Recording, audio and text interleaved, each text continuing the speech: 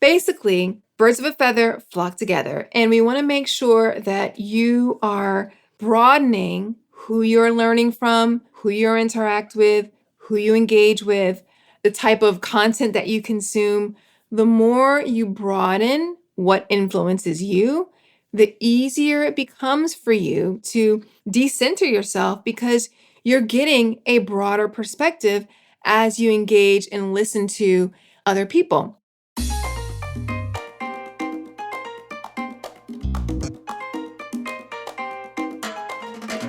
Welcome to Inclusion and Marketing, a show that's all about giving you the skill and insights you need to win the attention, adoration, and loyalty of more consumers, especially those with differences that are often ignored by brands.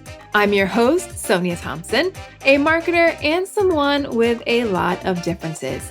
Let's get to it. Did you know that most businesses only use 20% of their data? That's like reading a book with most of the pages torn out or paying for a coffee that's just 1/5 full. Point is, you miss a lot unless you use HubSpot. Their customer platform gives you access to the data you need to grow your business. The insights trapped in emails, call logs, and transcripts, all that unstructured data that makes all the difference. Because when you know more, you grow more. And when you get a full cup of coffee, you can do more too. But I digress.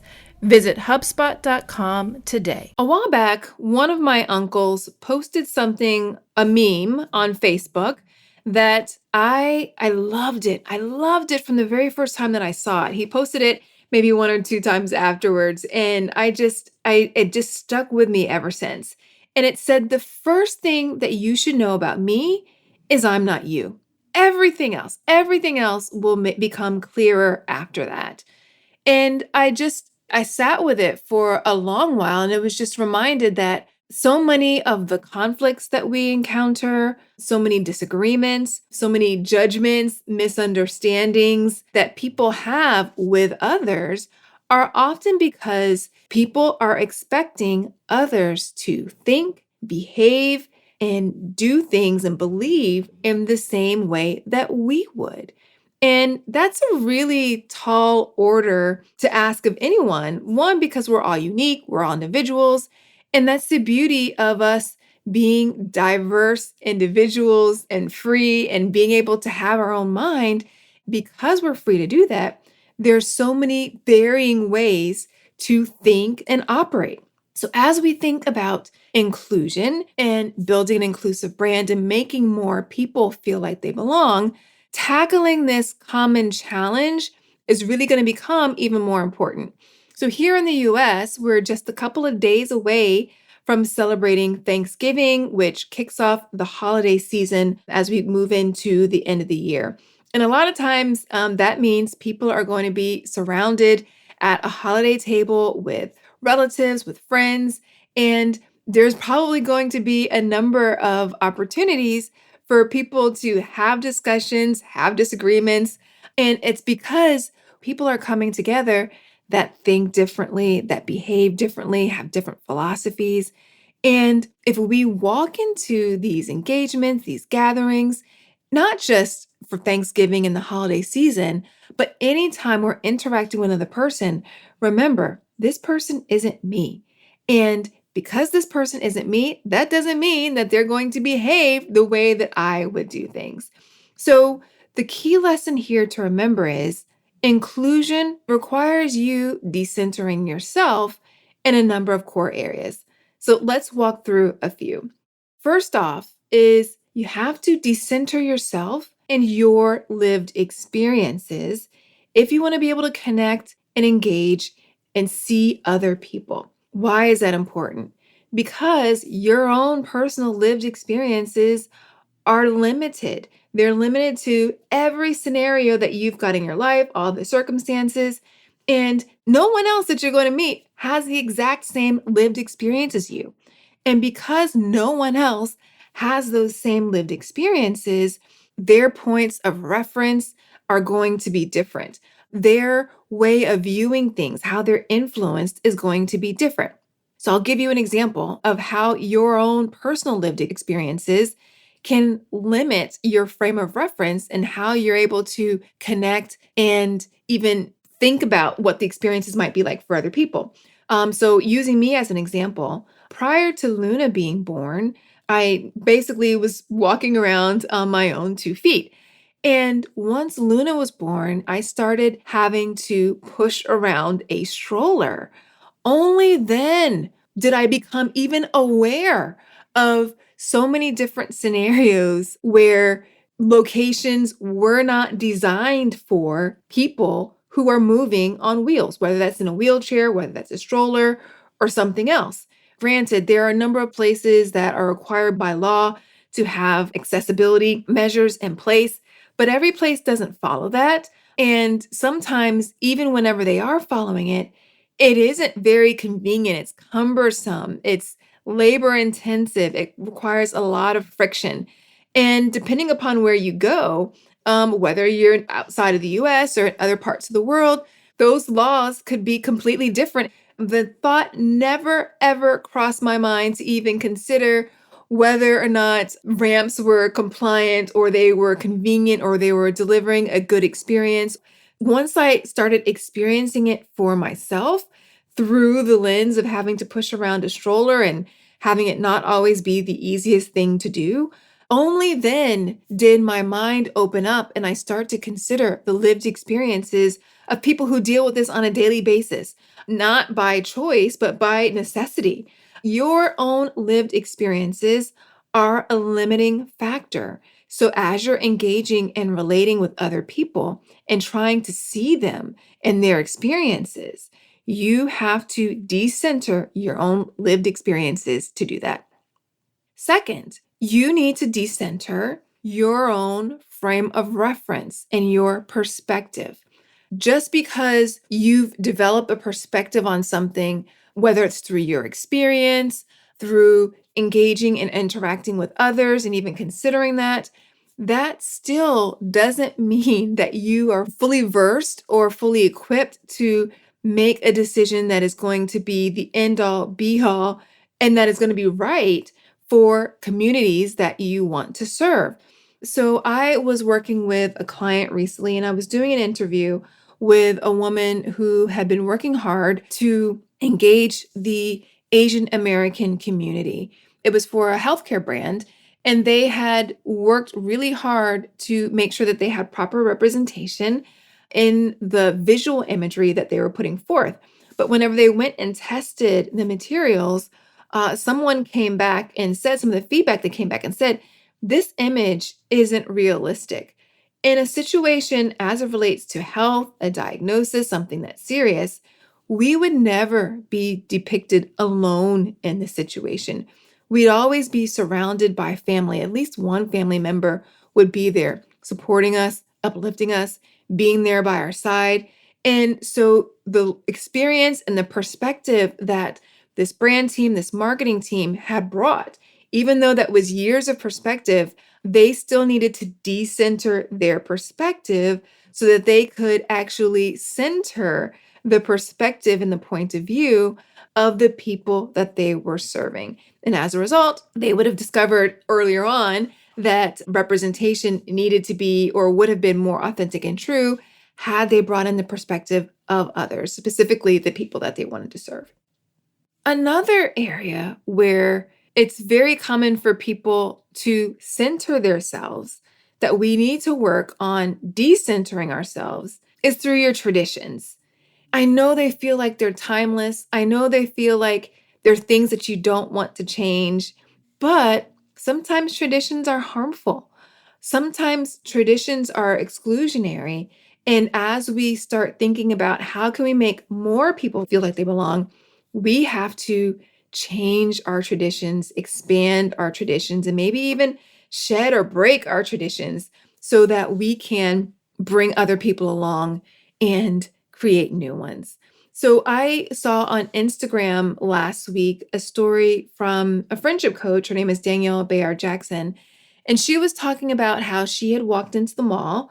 And because I had mentioned before it's holiday season, she saw a Black Santa at the mall. She's a Black woman and she was excited about the Black Santa. She was thinking about, okay, when can I bring my son to see this Black Santa? He's really going to love it. But what interrupted her thought and her excitement was she saw this couple, and it was a white couple, I believe she said, who was looking at the Santa. I'm paraphrasing based upon what she said in her stories. And what she did hear them say was, really, Black Santa? As in, they felt like it was being taken too far. Like, Black Santa isn't really a thing. Why do we have a need for Black Santa? And then later on, she posted an article that showed that Mall of America in Minnesota, which is the largest mall in the world, had posted an article talking about, for the first time this year, they were going to have some Asian Santas in addition to a Black Santa and other types of cultural Santas. Because the reality is, most Santas that you see are white, right? Even though that might be tradition, holding on to your traditions of what you are used to doesn't pave the way for you to be inclusive of other people. Danielle had talked about how excited she was to be able to bring her son to see a Black Santa. And I'm sure there are a number of Black little kids who were going to be elated to see a Black Santa at, their local mall or wherever they go. Or there are going to be a number of people who are going to be elated to see an Asian Santa. People need to see themselves or who they aspire to be reflected in the visual imagery that your brand puts forth. And visual imagery comes in all shapes and sizes, all formats. It's not just about the photos that you put in your brochures or on your social media. It also translates into the imagery that you put forth as you're honoring different traditions. So we need to challenge what we are accustomed to in our own traditions and decenter those so that we can make way not only for other people's traditions, but for other people to experience traditions that are very common in a way that is most meaningful to them. Another tradition that happens that I've had to adjust to personally is my family, we eat dinner at 9 o'clock at night. And my family, I mean my immediate family, me, Jonathan, Luna, our dog Mora. Why do we do that? Because we're sticking with a very Argentine tradition. And it's not just in Argentina, but in Argentine culture in particular, since that is where my husband is from, they eat dinner late at night. A lot of times the restaurants don't even open for dinner until at least 8 p.m. So there are plenty of people who eat late. But my parents eat dinner at 5 o'clock. I think my sisters and plenty of other people that I know eat dinner at 6, 7, maybe the latest. The traditions are different based upon the cultures, what you've grown accustomed to.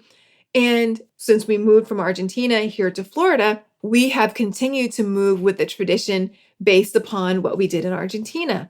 And there's no one right way eating dinner at 9 o'clock versus eating dinner at 6 o'clock or 7 o'clock or even 4 p.m. It's just acknowledging that there are different ways to do it. So we have to decenter our traditions again to make room for other people to bring theirs in, to celebrate and to operate as they see fit in a way that makes sense for them. Moving along, another area that we need to focus on decentering ourselves is in our knowledge base. And this will open a number of doors in helping you to be able to better connect with and engage with other people, especially those with different backgrounds from you. I'll give you an example of when I personally had to do this. A couple of years ago, I went and I was visiting Brazil, and I had made it to Sao Paulo, and I was walking around and I went to the subway because I was going to a museum. And I just remember looking at all the people in the subway. Like, I was just mesmerized by the number of people walking around and the fact that they were all walking around in a very orderly fashion, like in this queue. It seemed so organized given the amount of people that there were. And I just remember I'm like, there are so many people. And this is so different from New York. Like, it just feels like there's so many more people than New York, because New York was at that time, in my mind, was my biggest frame of reference for the amount of people, or for the city that I have been in with the largest number of people. Looking back now, that's not actually true. I've been to other cities with more people than are in New York City. But whenever I got back to my hotel room later that evening, I went and I looked up the population of Sao Paulo and the population of New York City. And I realized Sao Paulo was like so much bigger. I think at the time I was like New York was 9 million people and Sao Paulo was like 13. It was a significant difference. And I just had to sit there and be like, huh, it's not that anybody told me New York was bigger. It was just I had centered my own frame of reference. I centered my own knowledge base. And that was really limiting. I'm thankful that I went and looked it up and I'm thankful that I was able to expand my way of thinking, but it just got me to thinking about how oftentimes we just limit ourselves based upon what we know. And our knowledge bases can always grow, can always be bigger. And there's always going to be something that we don't know. So if we recognize from the beginning, especially as we are interacting and engaging with others, most all of us do a better job of decentering our own knowledge base, knowing that there's something to learn and there might be some biases that exist in there. That will help us to expand our way of thinking and better engage with other people. And one additional way that we should all work on decentering ourselves as we're trying to work to better engage with other people, particularly those who are different from us, is by decentering your way as the way of doing things. So, again, a couple of months back, I was planning a family reunion with one of my cousins. And I generally end up sending out the communications about the family reunion. And we were going to New Orleans. So I sent out an email to everybody saying, hey, all, it's confirmed. We're going to New Orleans on these dates. This is the hotel if you want to stay here.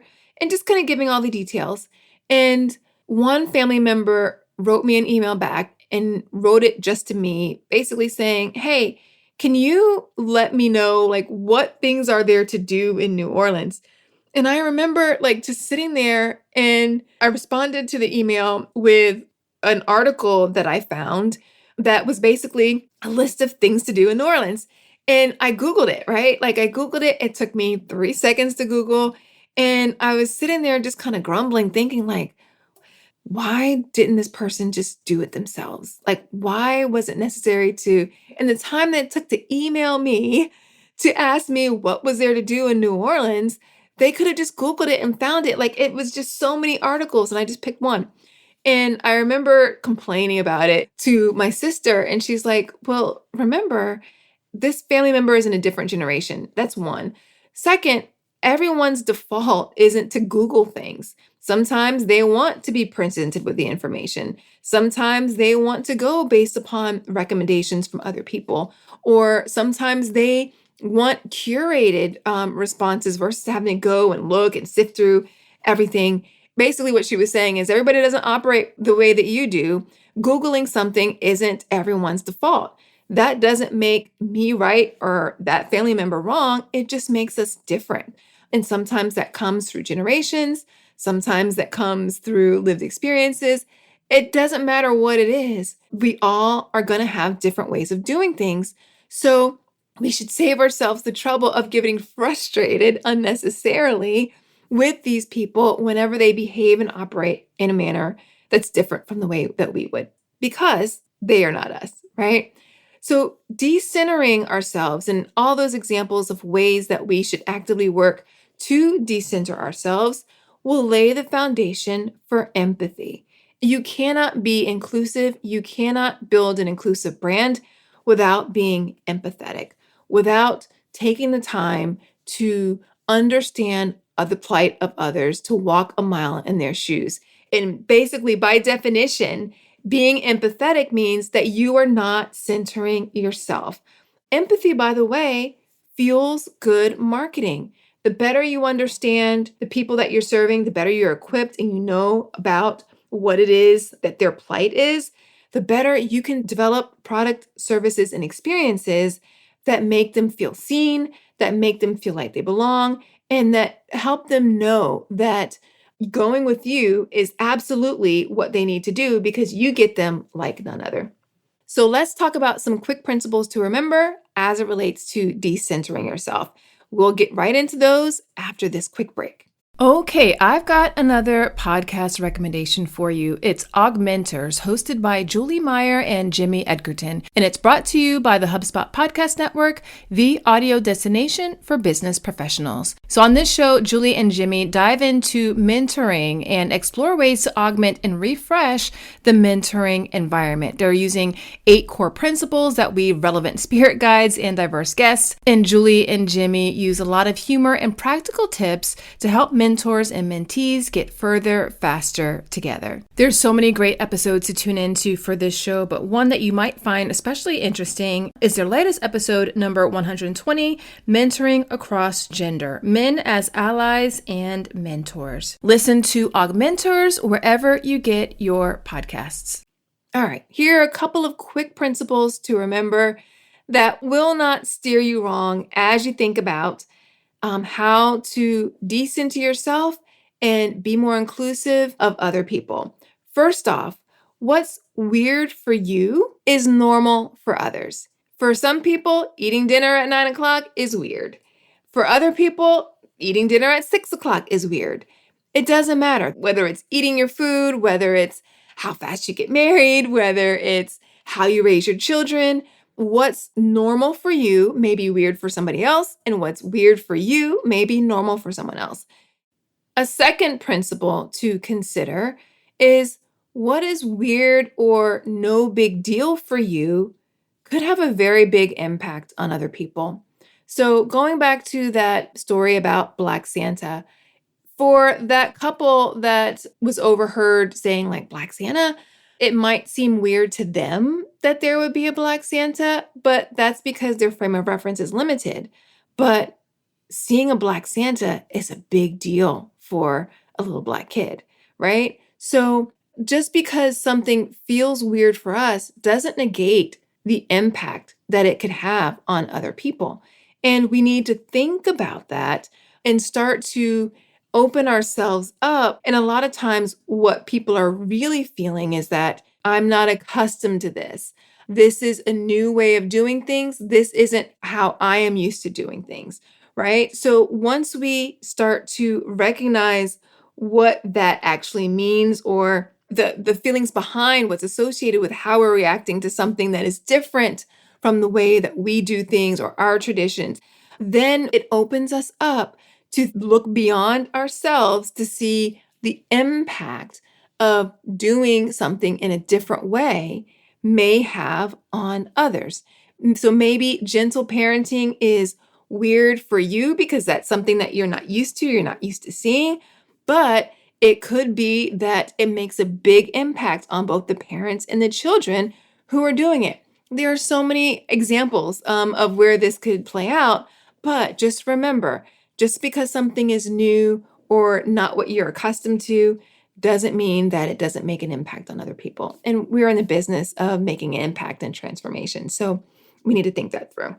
And one last principle to remember, and this one kind of is the through line throughout all of this, is that there's more than one way. Your way isn't necessarily the right way.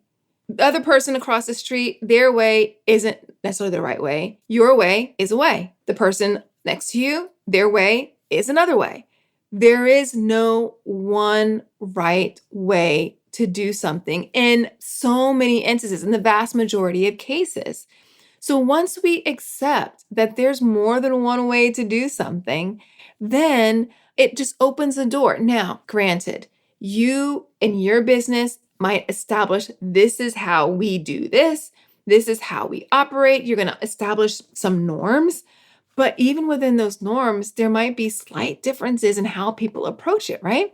So once we establish that the people that we're engaging with are individuals, and because we're individuals, we're all going to have our own way of doing things, it makes it so much easier as we think about how can we make others feel seen and not ashamed, not looked down on, and not wrong because they're doing something that is different from the way that you would do it.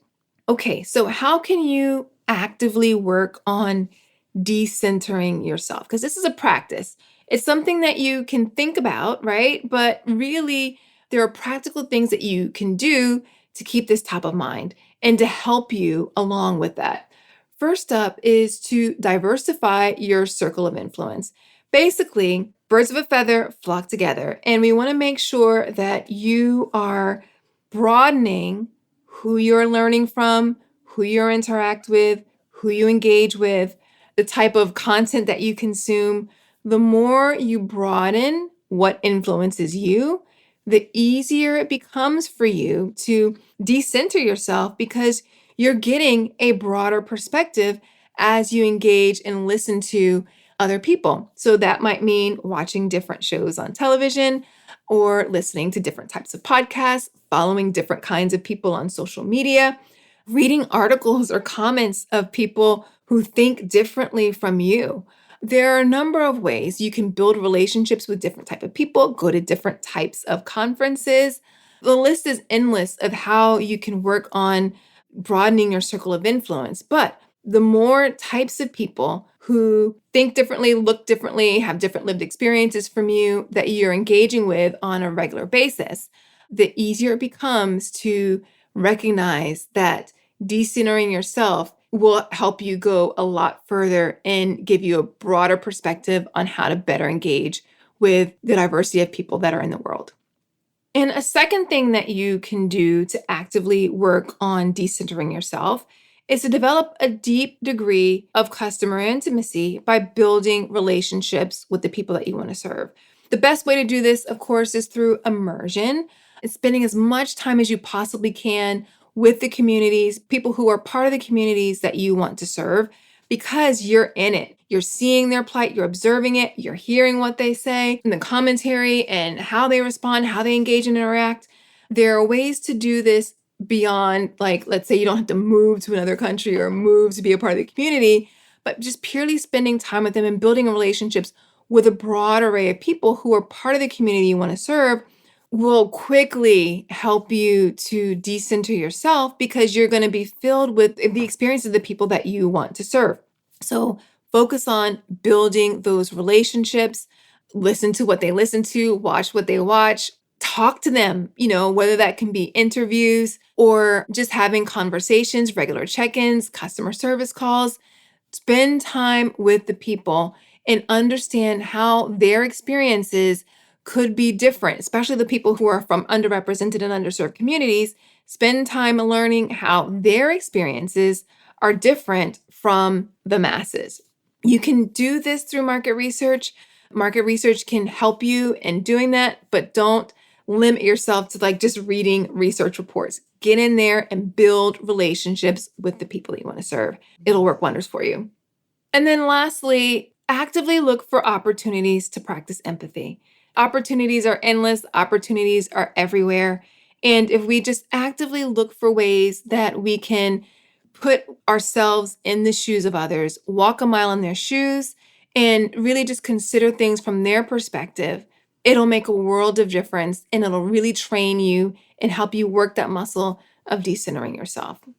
We are in the home stretch. Now, let's talk quickly about how decentering yourself improves your marketing.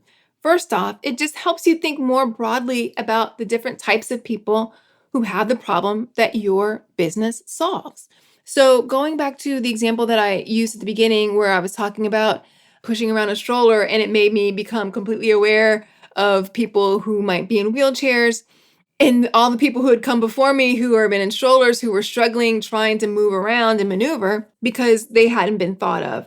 So a lot of times people think of the customers that they're serving as they're creating a profile, thinking about their avatar. They create profiles of people who are often like them, or they create profiles that are of the most privileged identities. But if you start to engage with a broader number of people, decenter yourself in whatever privileges that you have and your experiences, then it helps you get a better view of all the different types of people who have the problem that your business solves.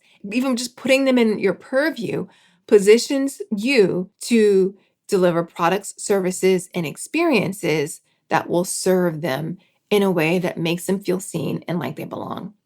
And of course, once you've thought more broadly about who it is that you're serving, you can then actively work on making the changes in your marketing that helps you serve them better. You can make adjustments based upon what it is that you know people's plight is, how certain things make them feel, how certain parts of your customer experience might make them feel seen, how they might make them feel triggered, or whatever it is. You can deliver experiences that better serve the underrepresented and underserved communities that you're working to engage once you have a better, clearer view that centers them as part of what it is that you're working on and trying to deliver rather than you and your team. This is hard stuff, right? Like, because it requires us to reprogram the way that we're probably have been thinking and operating for a long time. But I promise you, if you do this, if you start working on building your muscle of decentering yourself, you will be in much better equipped to serve others. And as you serve them, you will start to see a lot of beautiful results, both in their experiences, but in terms of your business as well, once you make more people feel like they belong. Decentering is essential to belonging, and belonging is essential to building an inclusive brand. That's it for today's episode. If you like the show, I would so appreciate it if you would leave a rating and review for it in your podcast player of choice, and even subscribe so you never miss a show. As well, feel free to share this with a friend. This will also help get the word out, and I personally think that more people practicing inclusion, belonging, and decentering themselves will make the world a better place. Also, I want to hear from you. I want to hear what you think. I want to hear your stories. I want to hear your questions. So go ahead to inclusivemarketing.co/voicemail and leave me a voicemail. I'll play your comments. I'll play your questions on the show and I'll answer them and respond back. So let's build community and have a dialogue. Until next time, remember, everyone deserves to have a place where they belong. Let's use our individual and collective power to ensure that more people feel like they do. Thanks so much for listening, and I'll talk to you soon.